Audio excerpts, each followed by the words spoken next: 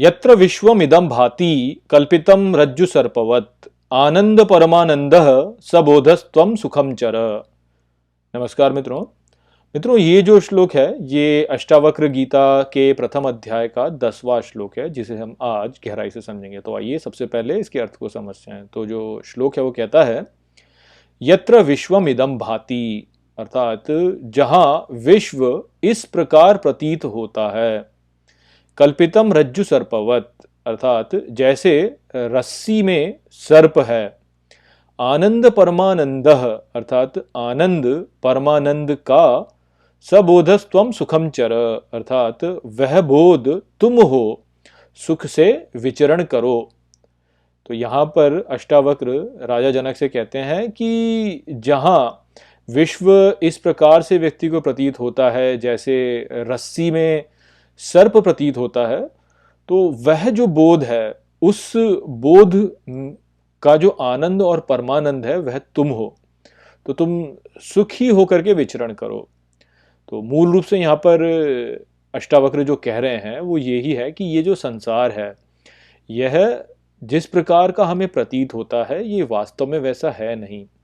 ये संसार जो है यह न तो अच्छा है और न बुरा है। कुछ लोग ऐसे होते हैं जो कि संसार को बहुत अच्छा मानते हैं, कहते हैं कि अरे वाह, संसार में क्या आनंद है, संसार तो बड़ा ही मज़ेदार है।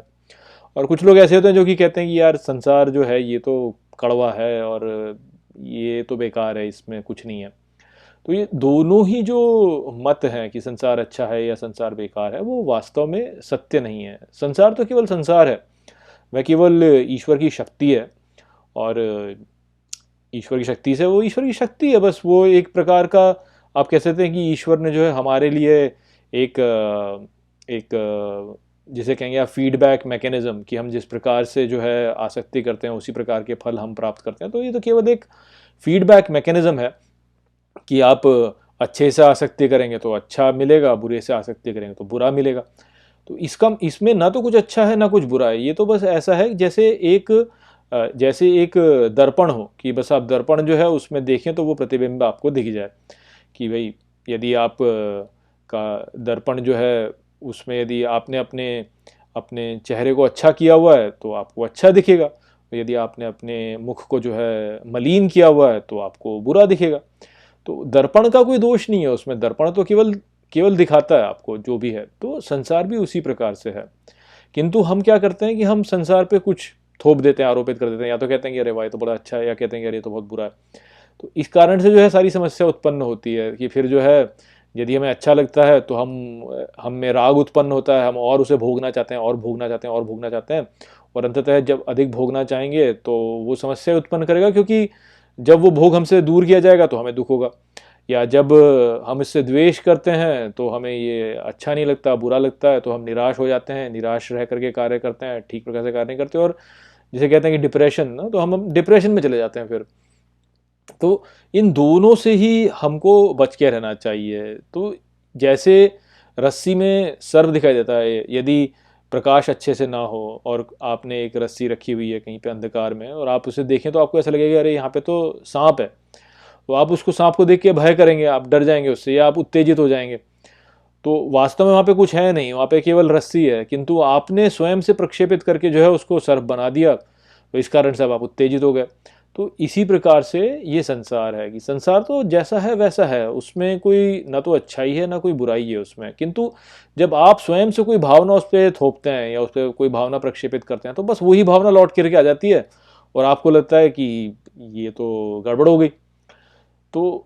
इससे हमें बचना है। इसीलिए यहाँ पे ये कह रहे हैं कि जो व्यक्ति ये जान लेता है कि भाई संसार तो ऐसा ही है कि आप इस पे जो प्रक्षेपित करेंगे वही वापस आ जाएगा, जो आप इस पे प्रतिबिंब, जो ये एक दर्पण है जिसमें आप जो भी डालेंगे वही आपको दिखेगा। तो आपको वास्तव में अपने मुख को स्वच्छ करने की आवश्यकता है, ना कि आपको दर्पण को ठीक करने की आवश्यकता है। किंतु लोग तो उल्टा ही करते हैं, लोग तो यही बोलते हैं कि मुझे संसार ठीक करना है। अब जाएंगे फिर इधर उधर कि अरे ये यहाँ अधर्म हो रहा है, वहाँ अधर्म हो रहा है, तो मैं इससे लड़ूंगा, मैं ये करूँगा, ये समस्या है, पॉलिटिशियंस बेकार हैं, और जो हमारे धार्मिक नेता हैं वो बेकार हैं, या जो टैक्स द रिच करके चलता रहता है यहाँ पे, कि भाई जो बड़े बड़े उद्योगपति हैं उन्होंने तो जो है अपनी अपनी बड़ी बड़ी संपत्ति खड़ी कर दी, उन पर टैक्स लगाना चाहिए, और जनता जो है वो मर रही है। तो इस प्रकार की बातें जब लोग करते हैं तो वो क्या कर रहे हैं वास्तव में, वो एक नकारात्मक ऊर्जा को संसार के ऊपर थोप रहे हैं, उनके भीतर जो है उसी को बाहर प्रक्षेपित कर रहे हैं वो, और फिर वो ही फिर उनके लिए लौट करके आता है।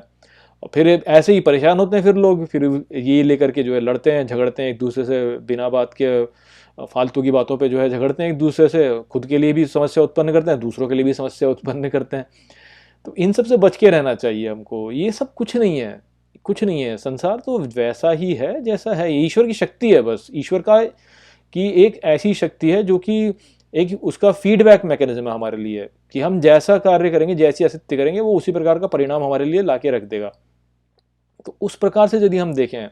तो फिर अपने सच्चे स्वरूप को देख पाते हैं, जो कि आनंद और परमानंद की स्थिति है। हमें ये पता चलता है कि हम वास्तव में आनंद हैं, क्योंकि संसार से, यदि हम संसार से विचलित ना हो, जैसे कहते हैं विक्षेप हो जाना, संसार जो है विक्षेप कर देता है, डिस्ट्रैक्ट। तो संसार जब आपको विक्षेपित करता है या डिस्ट्रैक्ट करता है, तो इस कारण से आपका आनंद और परमानंद जो होता है वह नष्ट हो जाता है, और आप ये आलतू फालतू की चीज़ों में लग जाते हैं